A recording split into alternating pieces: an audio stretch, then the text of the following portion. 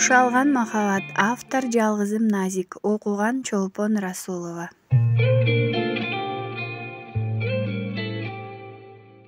Эч качан мындай аргасыз болуп көрбөгөн, мындай чарасыздыкка башы бек көчөгө кептелбеген.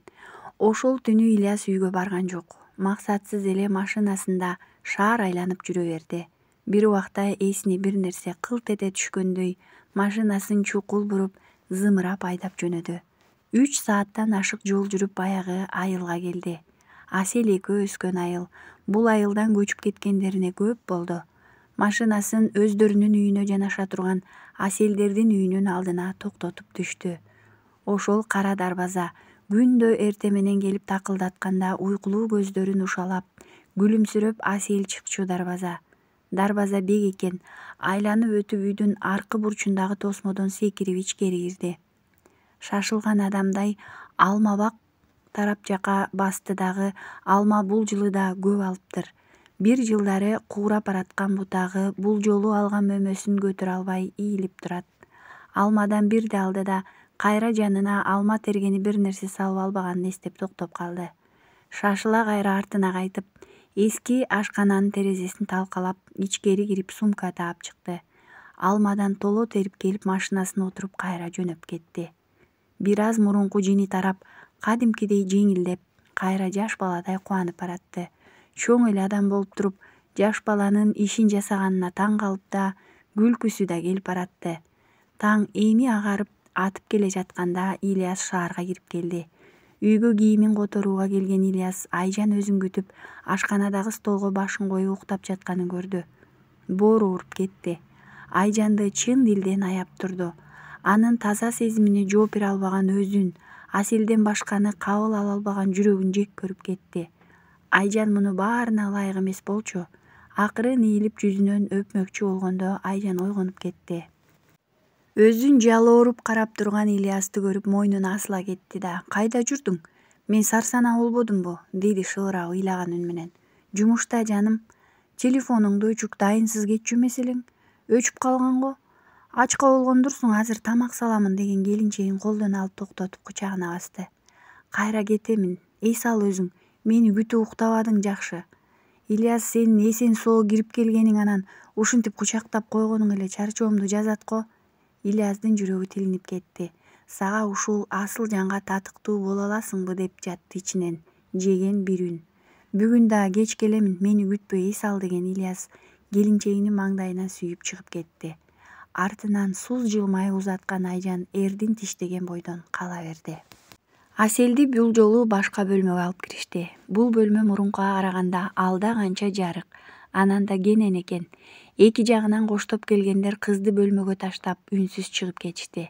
Кыздын оюнда тергөө иштери башталды деген бир ой кадала түштү да, өзүн алдындагы кыйноо балким күтүлбөстүктөргө даярдап, терең дем алып алды. Бир убакта эшик ачылып, Ильяс кирип келди. Бул жолу Ильястын көзү кубанычка, кандайдыр бир бакытка толуп, баягы биринчи жолку келгендей ыза, түшүнбөстүк менен Аселди тиктебей, тескерисинче сүйүү менен эзиле карап турган экен. Асел үстүнөн оор жүктү бирөө алып салгандай, көкүрөгүн ээлеген бир коркунуч артта калгандай терең үшкүрүнүп жиберди. Бул үшкүрүк сыртка чыгып кеткенин аны эшик алдында өзүн күлүмсүрөп карап турган Ильястын өңү бузула өзүн карай чуркаганынан улам байкады.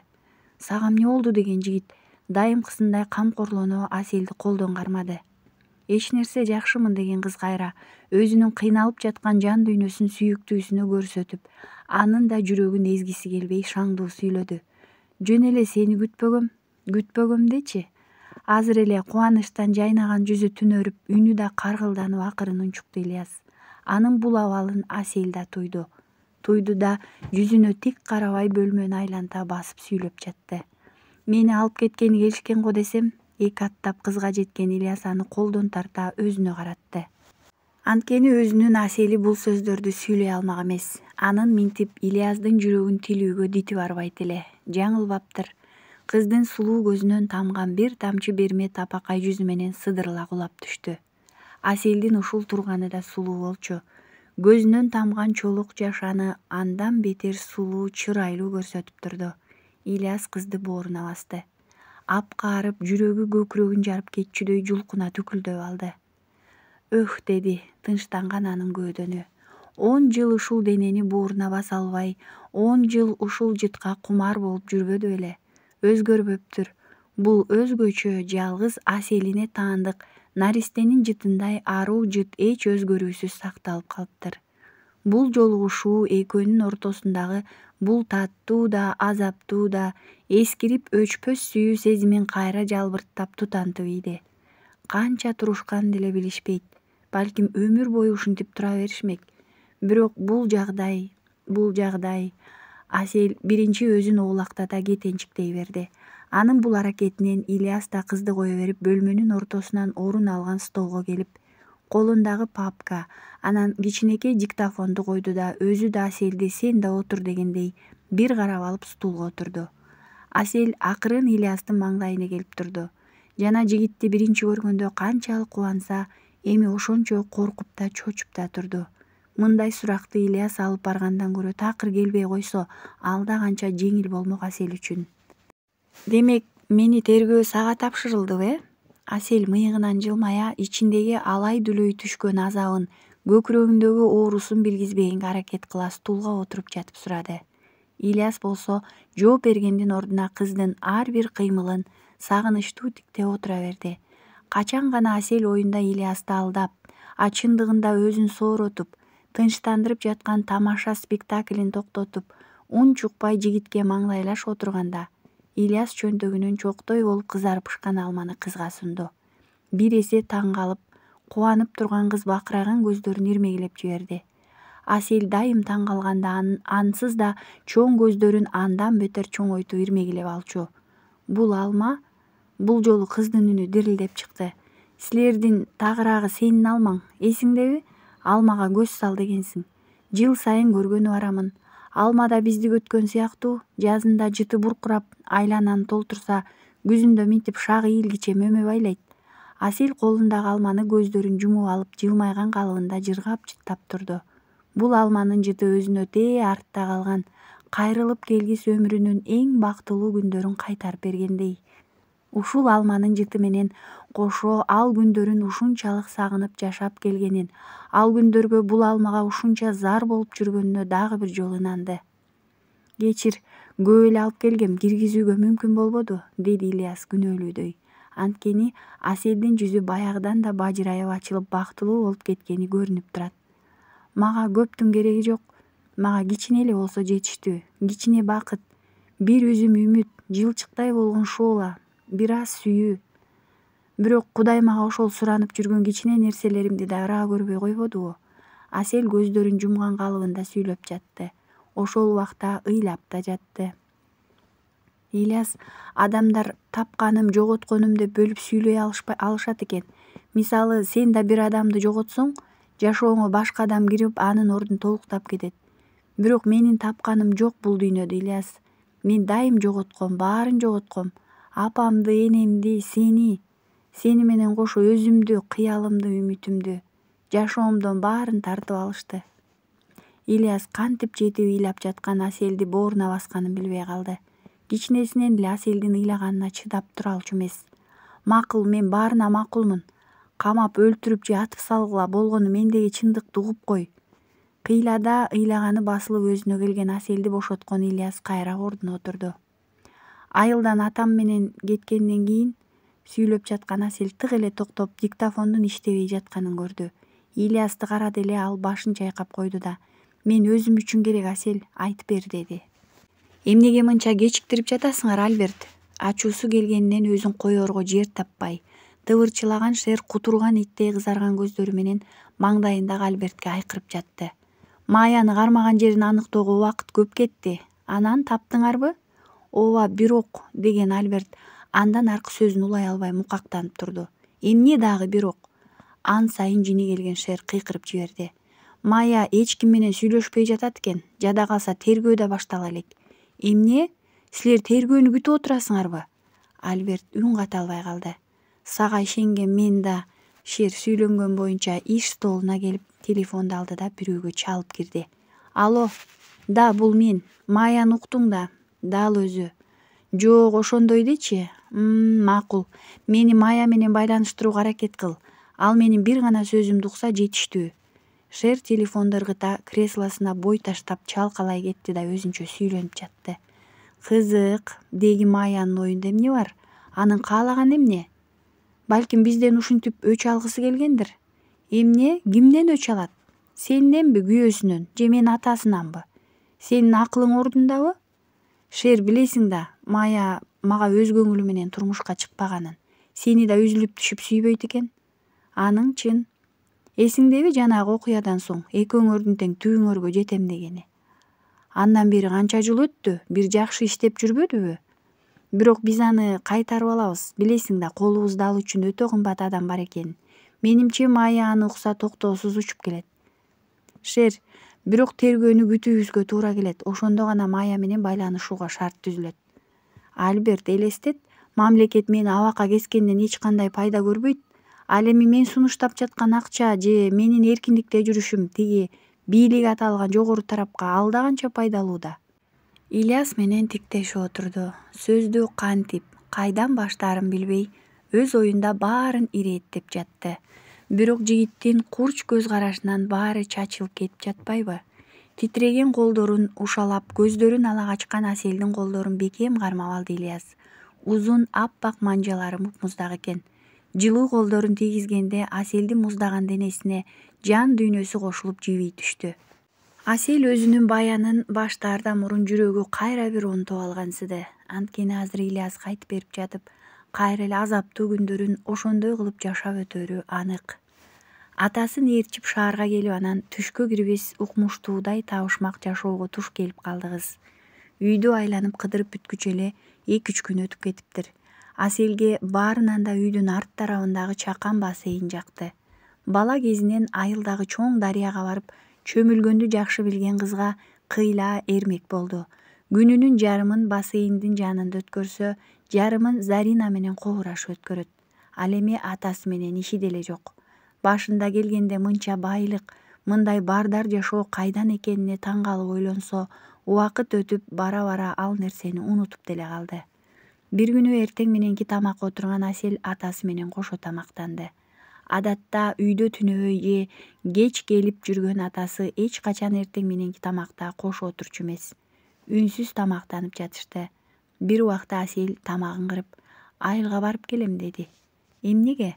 Атасы кыздын жүзүнө карабастан ошол колундагы гезитти окуп жаткан калыбында сурады. Аттестатымды алышым керек. Экзамендерге да катышпадым. Эгер билсең мен мектепти бүттүм, деди кыз да какшык аралаш ыза менен. Анткени ата болуп бир да окууң эмне болду? Кайсы окуу жайга тапшырасың деп да сурап койбогон эле. Негизи мындайды күтпөгөн деле атасынан. Бирок негедир жалгызсырап жүргөн жүрөгү ызаланып турду. Аттестатыңды алып келип беришет, камсанаба. Окууга келсек, медициналык окуу жайды сүйлөшүп койгом. Мына сага дагы сюрприз. Өзүмдөн бир ооз сурабай туруп сүйлөшүп бүтүрүп койгонун кара мунун. Ким айтты мени медицинага тапшырат деп? Аселдин ан сайын жини келип кетти. Мен тапшырбайм медицинага. Бир аз туруп Альберт келет, даяр бол. Магазинге кошо барат. Кааласаң шаар айлан. Заринаны да кошуп алсаң болот жаныңа. Атасы Аселдин сөзүн укпагандай башка нерселерди сүйлөп жатты. Өзүмчүл жек көрөм сени. Кыйкырган бойдон чуркап кетти кыз. Кечинде Ильяс менен телефондо сүйлөшкөн кыз айылда классташтары бүтүрүү кечесин уюштуруп жатышкандыктарын угуп барам деген болчу. Бир жагынан туулуп өскөн айылын, классташтарын, айрыкча Ильясын катуу сагынып араң жүргөндө бул жаңылык аябай кубанткан. Эми минтип атасы жибербей койгону кыздын жек көрүүсүн ан сайын күчөттү. 1 сааттан соң Альберттин машинасы менен Зарина үчөө шаар айланып жүрүштү. Үйдөн чыккандан кабак ачылбай жүргөн Асел эми бир аз көз айлана, көз жүгүртүп көңүлү көтөрүлө, жүзүнө күлкү келип шаңдуу баратты. Асел, шаар жактыбы? Деди Ильяс бир күнү телефондо сүйлөшүп жатып. Билбеймин. Аселдин үнү акырын ишенимсиз чыкты. Бул жактагы жашоосун Ильяс кайткан эмес болчу. Негедир коркту. Өмүрүндө Ильяздан бир сөз жашырып көрбөгөн Асел бул жолу жашырып койду. Эмне маанайың жок, Асел? Же атаң капа кылып жатабы? Жок, баары жакшы. Анан качан келем дедиң? 2-3 күндө барып каламын. бирге окуу жайларды кыдырабыз. Ушундай окшош маанисиз күндөр биринин артынан бири өтүп жатты. Ал кунарсыз күндөрдөн Аселди куткарган жалгыз Ильяс эле. Жакында шаарга барам дегенин угуп эле буту жерге тийбей кубанып жүргөн чагы. Атасы үйдө дээрлик болбойт эле. Бир күн үйдө болсо 10 күн сыртта жүрөт. Эшик алдындагы сакчыларды көрүп өзү кечке көчөдө жүрсө анан мынча сакчыны эмне алып келип койгон? Мынча чоң үйдү да ушулар үчүн салгандай деп ойлогону менен Асел атасынын түшүнүксүз ишине, сырдуу жүргөнүнө көнүп деле бүттү. Кыз адаттагысындай бассейнде сууга түшүп жаткан. Аңгыча Альберт келип калды. Жаңы гана суудан чыккан кыздын келишимдүү, сулуу, ошол эле убакта эч ким тие элек аруу денесин ушунчалык суктануу менен карап турду. Бир кемчиликсиз турган турпаты колдо жасалгандай. Өзүн алыста берилүү, болуп көрбөгөндөй суктануу менен карап жаткан көздү этип ара албаган кыз үстүнө жука халатын желбегей жамынып күнгө коюлган орундукка отурганда маңдайында Альберт пайда болду. «Кандайсың, периште?» Сен чочуп кеткен кыз ордунан козголуп кайра чалкасынан жата кетти. «Эмне сенин бутуң жерге тийбей басасыңбы калкып? Эмнеге?» «Дабышсыз келгениңден айтам да», деген Асел жактырбагандай үн катты. Сени чочутуп албайын деп баары бир чочуттуң да. Кечир, периште. Асел жат тиктеди. Негедир Альберттин периште деп кайрылганы жакпай турду. Анткени Ильяс гана ушинтип атачу. Маек улануусун каалабай ордунан турган кыз үй тарапка жөнөдү. «Сен жөн жай эле келдиңби? Тигиге келсең ал үйдө эмес. Мен сага келдим». «Мага? Эмнеге?» «Шаар айланып келели деп, балким бал муздак жеп үйдө эрикти го дегем». Экинчи кабатка жаңы гана көтөрүлүп бараткан кыз ордунда бир азга ойлонуп туруп калды. «Чын эле аябай эригип кеттим. Барсам барып келейин», деген кыз Альбертке. «Күтө турасыңбы? Которунуп түшөмүн», деди. «Албетте», деген жигит кубангандан шашып жооп берди. Оюнда Асел кагып салып жок дейт деп күткөн. Заматта кыз менен кол кармашып жүргөнүн көз алдына өткөрүп кыялданып алганга үлгүрдү. Аңгыча экинчи кабаттан чачын төбөсүнө тысырайта түйүп, жеңил спорттук шым менен кофта кийген Асел түштү. Экөө ошол күнү кечке шаар кыдырып жүрүштү. Магазин айланып, Асел көзүнө көрүнгөндүн баарын сатып ала берди. Альбертке бул күн жашоосундагы эң бактылуу күн бойдон калды. Жанында жандап бараткан Асел улам көздөрүн жайнатып караган сайын өзүнө канат бүтүп, 7 асманда учуп жүргөндөй сезип кетет. Сүйүүнү күчү ушунда беле. Ал ар кандай даражада турган адамдарды бир сапка тизип, өз мыйзамына баш ийдирип алат турбайбы? Болбосо кыз жандап, магазин айланган бул жакта турсун, өмүрү шаарды маани берип кыдырып көрбөгөн Альберт минтип жөө жүргөнүнө да кайыл боло, бактылуу, жүрөгү жыргап бара жатканын эмнеси? Ушул күндөн тарта Аселдин үйүнө бат каттачу адат тапты. Күндө кыз менен сүйлөшүп, анын жүзүн көрүп турбаса бир нерсе жетишпегендей жашоосу бозгуч тартып, айланасы кунарсыз боло түшөт. Кээде өзүнө бул сезим неге башта келбегенине таң калчу. Анткени Аселден келишимдүү перилерди көз кырында карап чертип алчу. Бирок эч качан мындай жылуу сезимге кабылып көрбөгөн экен. Баары күнүмдүк эле. Кайра туруп Аселди жолуктурганына ыраазы болуп кетет. Шер адаттагыдай өлкөдөн 10 күнгө чыгып кетти. Альберт күн сайын Аселдин жанында.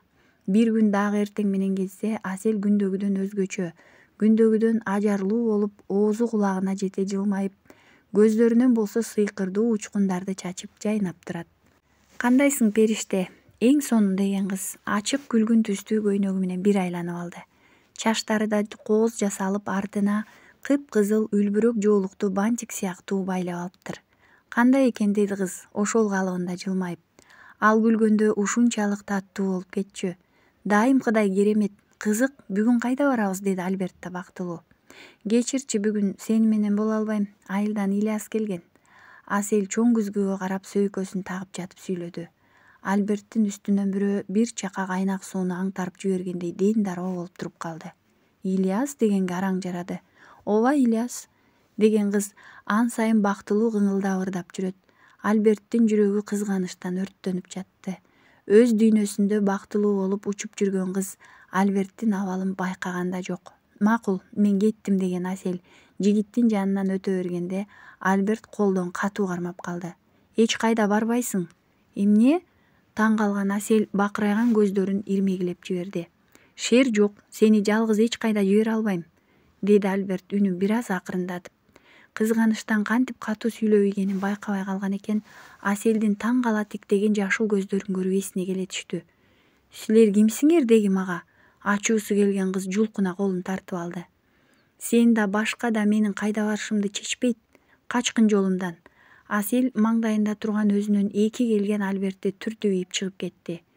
Ушул азыр Аселден башка кыз болгондо Альберт өзүнө карата мындай мамилеге чыдап турбай мээсин чачырата атмак. Бирок Асель эсине келе чуркап кыздын артынан чыккан. Ал Асель отурган таксинин артынан жөнөдү.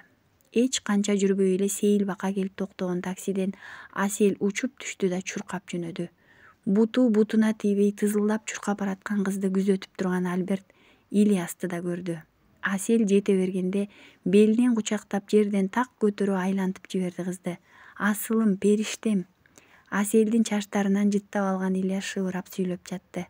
Сагындым сени, деди кыз да. Энтиккени али басыла элек. Ааламда экөө гана болгондой, бул дүйнө бүт жер шаары жалгыз бул экөө үчүн гана айланып жаткандай, тыш дүйнөнү унутта калтыра экөө көпкө кучакташып турушту. Альберттин муштумдары өзүнөн өзү түйүлүп, атүгүл тиштерин да кычыратып, ызаасы ичине батпай, жүзү да кызарып чыкты. Ушул азыр эч нерсеге карабай барып Ильязды жанчып, Аселди салып кеткиси келип турса да өзүн кармап, шашпа, күн келет, Ильязыңды унутуп жашай турган деп жатты. Ошол күнү кечке Альберт Ильяс менен Аселдин артынан жүрдү. Кызганычтан жанчылып канчалык кетип калгысы келип турса, негедир кандайдыр бир күч буттарын тушап, кадам жылдырбай акмалап жүрө берди. Балким кечке жүрмөк, эгерде телефонго чалуу келбегенде. Алло, шеф, кайдасың? Мен деген Альберт жада калса кай жерде жүргөнүн эле байкабаптыр. Шаарда элемин. Шер келди, кызы сени мененби? Ооба, үйгө кайткыла. Шеф башка ашык сөз сүйлөбөстөн телефонду коюп салды. Шефинин олуттуу маселе жаралганда гана мындай сүйлөп кала турганын абдан жакшы билчү. Өздөрүнүн сүйүүсүнөн башка чындык көрбөй, ааламдын баарын жалганга чыгарышып, тек гана ушул мүнөттөн, ушул ирмемден ырахат алып, үнсүз бири-бирине кынала, жанаша отурган Ильяс менен Асель. Экөө тең көздөрүн жумган калыбында бирдей кыялданып жатышкандай жүздөрүндө болор болбос жылмаюу. Атүгүл маңдайларына келип турган Альбертти да байкашкан жок. Асель деген үндөн алгач селт эте чочуган кыз көзүн ачты. Андан соң Ильяс: сен эмне жүрөсүң? Ачуулуу унчуккан кыз жанындагы жигиттин колдорун бекемирээк кармап алды. Анткени Ильястын мүнөзүн кызганчаак экенин жакшы билчү. Үйгө кайттык, атаң келди. Аселдин коркуп кеткен абалын байкаган Альберт да акырын сүйлөдү. Ортодо эч нерсе түшүнбөй турган Ильяс бирде Аселди, бирде жанында костюм-шым кийип турган бул адамды суроолуу тигилип калды. Ильяс, бул тигинин жардамчысы. Мен өзүм жеткирип коем, деди Ильяс, Аселди кое бергиси келбей. Альберт маңдайында турган кара тору, жөп-жөнөкөй айылдык жигитти теңсинбей бир сыйра карап алды. Оюна Асель мунун эмнесине ашык болду экен деген суроо кадалып, өзүнө болгон ишенимин ан сайын күчөп кетти. Атасы чалды, азыр кош алып кетем деген Альберт жолдун жээгинде токтоп турган машинага басып барып арткы эшикти ачып Аселди күтүп турду. Асель. Ушул сөздүн ичинде Ильяс бере турчу бардык суроолор бар болчу. Көздөрүн аргасыз ала качкан кыз. Ильяс, эртең кези кели баарын түшүндүрүп берем. Эмнени жашырып жүрөсүң? Эки кашын бириктире кыздын жүзүн өзүнө буруп ийилип көздөрүнө карады Ильяс. Эч нерсе. Жигиттин кучагына бой урган кыз катуу кучактап алып көпкө турду. Жылуу, бала күнүнөн бери тааныш кучак, жагымдуу жыт, кудум ушул бойдон Ильясты көрбөй калчудай болуп, бекемирээк кучактап жатты. Сөз берем, эртең кезигебиз, деп шыбыраган кыз чуркаган бойдон машинага түшүп кетти. Эч нерсеге түшүнбөй ордунан катып турган Ильясты Альберт мыйыгынан жылмая карап коюп, машинаны жүргүзгөн бойдон зымырап жөнөдү. Альберттин бул көз карашы ушунчалык сүрдүү болчу. Асель жүрүп кеткен машина кыйма чийбе жолго түшүп, жүздөгөн машиналардын арасына сиңип көрүнбөй калгыча тиктеп тура берди. жүрөгү башкача бир туйлап, ачыштырып ийгендей тыз эттирип алды.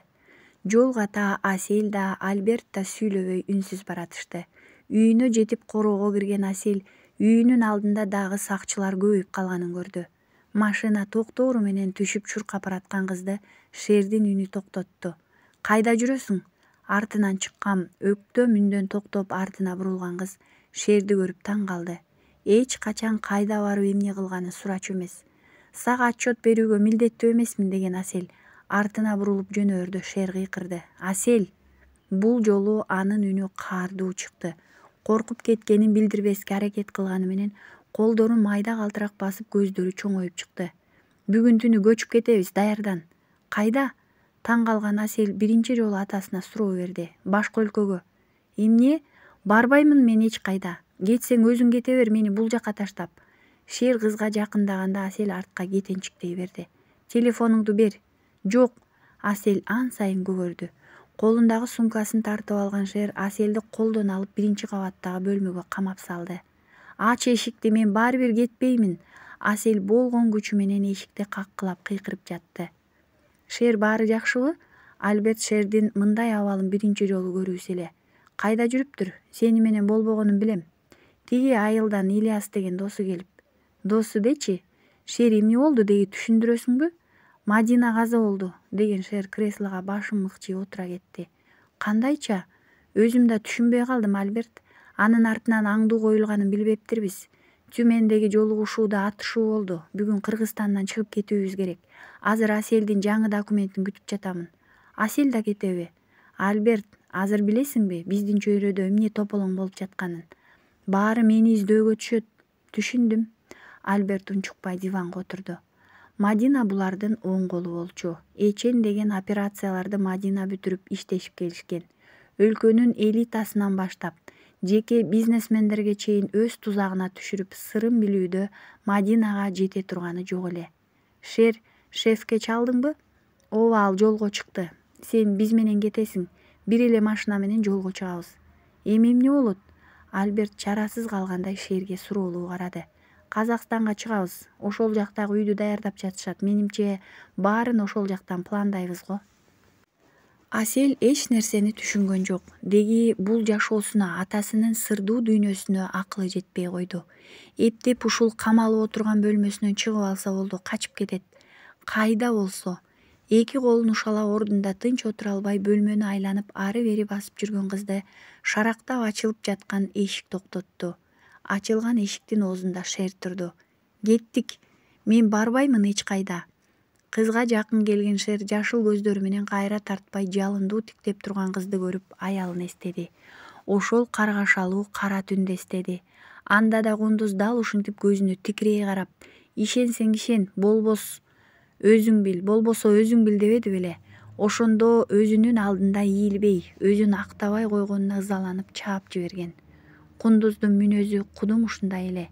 Эч качан тебеленип төмөн түшчү эмес. Мага ишен деп бут алдына жыгылып жалдыроосун күткөн эле. Ал антпеди. Өлүмү менен гана өзүнүн ак экенин далилдеп кете берди. Бирок Шердин ошондо да көксөөсү канбай, жаны денесинен учуп кеткен аялын болгон күчү менен сабап жатып калган. Качан гана аялынын сулуу жүзү таанылгыс абалга жетип канга боелгондо токтоп, башын кучактап озондоп көп кыйлаган. Заматта ушулар көз алдына тартылып, Шер маңдайында кундуздун көчүрмөсү болгон кызына чөнтөгүнөн курал алып чыгып такады. Аселдин көздөрүндө жек көрүү гана жанып, эч кандай таң калуу жок эле. Балким атасынан бул жорукту күтүп жүрдү беле. Баары бир күн келип ушундай абалга жетүүсүн жүрөгү менен сезгендей, унчукпай алдына түшүп кете берди. Шер болсо өзүнүн керт башын, чымын жанын ойлоп кызынын тагдырына балта чапты. Кызынын өмүрүн сатты.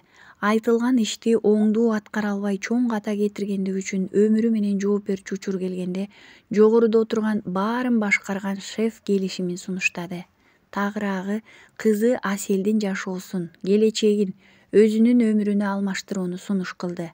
Өлгөн Мадинанын ордуна Аселди даярдашмак болуп келишип, азыр Казакстанга бара жатышат. Ошол чечим чыгарып жаткан учурунда дагы бир жолу Аселдин жүзү көз алдына тартылды. Кичинекей Асель, Быйтыйган колдорун сербеңдетип өзүнө карай аталап талпынган кезин эстеди. Жүрөгү элжиреп, кадимкидей көздөрүнө жаш тегерене түштү.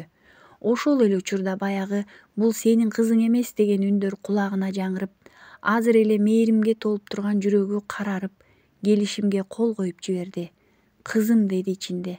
Чын эле бул өзүмдүн кызымбы деген баягы 18 жылдан бери көөдөнүн курттай жеп, акылынан ажыратып, жиндиликти баштаган суроо башына кадалды.